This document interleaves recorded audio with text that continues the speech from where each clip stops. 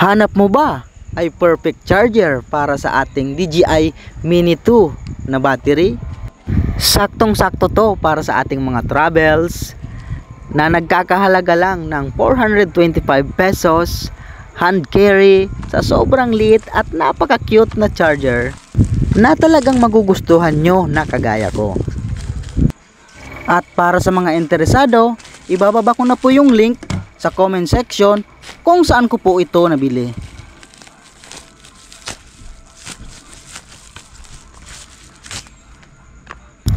At eto po yung itsura niya. Hindi po siya maselan. Kahit eto, nagkayupi-yupi yung ating parcel. So, goods na goods pa rin po yung ating items. Meron din po siyang manual. At meron din siyang cable. At eto po yung pinaka-charger natin. O diba? Napakaliit lang. Saktong-sakto lang sa bulsa natin.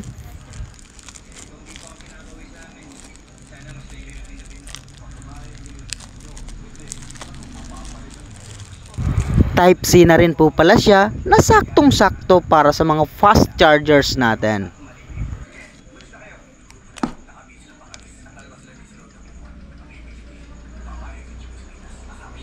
At ayan po yung itsura niya. Ganyan lang po yan ikabit. Ayan, saktong-sakto. Na parang adapter lang po siya ng ating battery.